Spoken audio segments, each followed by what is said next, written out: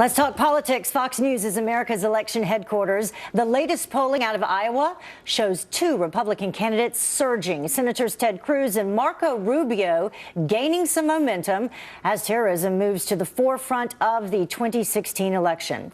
Well, this week's Quinnipiac poll shows Senator Cruz's support doubling in just 4 weeks. He is now in second place, close behind Donald Trump. Senator Marco Rubio is fourth at 13%. This, by the way, the first major poll in the wake of the Paris terror attack. So consider that as we talk about it. Elizabeth Harrington, she is a staff writer for the Washington Free Beacon, and she joins us now with some more insight. Thank you for joining us today, Elizabeth. Sure.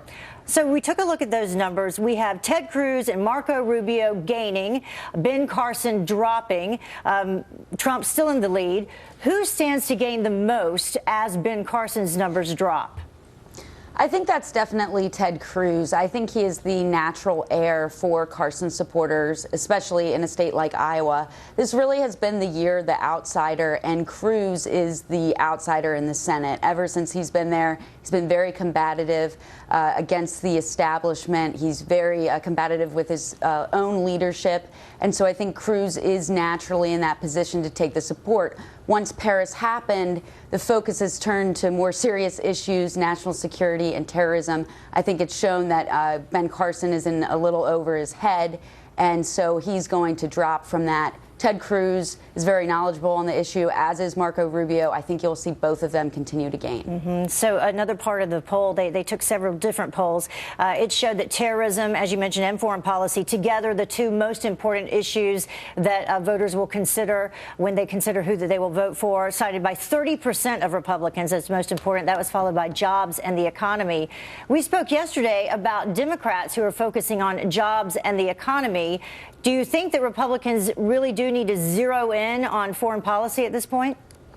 Yes, because I think it's a major concern for voters. I mean, and all across the world right now. I mean, you have World War III is trending on Twitter as we speak.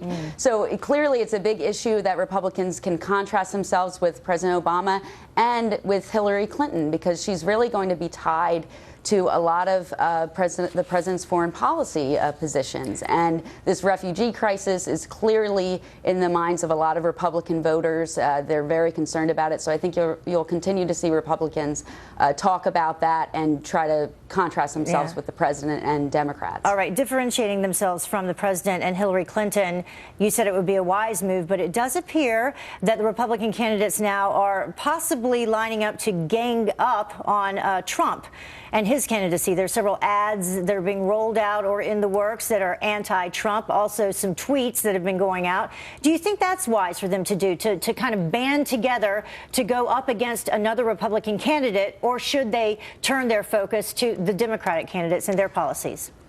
I think they should still stick to contrasting with Democrats. It's still a little early. I can understand that a lot of Republican insiders, as they're called, are concerned about Trump. He seems to have carved out his support. It doesn't really matter what he says. I mean, on foreign policy, his supporters still trust him on it, even if he can say a week before Paris happened that we shouldn't be out there, we should let Putin handle ISIS in Syria, and then Paris happens, and then he's seen as this great, leader who's going to win the war on terror. It doesn't really matter what his positions are. He's going to have this support. But at the same time, I think you should just let it play out, see where he is. You don't want to create this war within the own party. Just stick to attacking Democrats who are the main opponent. Anyway. Overwhelmingly, Trump also still leading when it comes to fighting terrorism, when it comes to immigration. One after another, voters say he's their man. Thank you so much for joining us, Elizabeth. We appreciate it. Thank you for having me.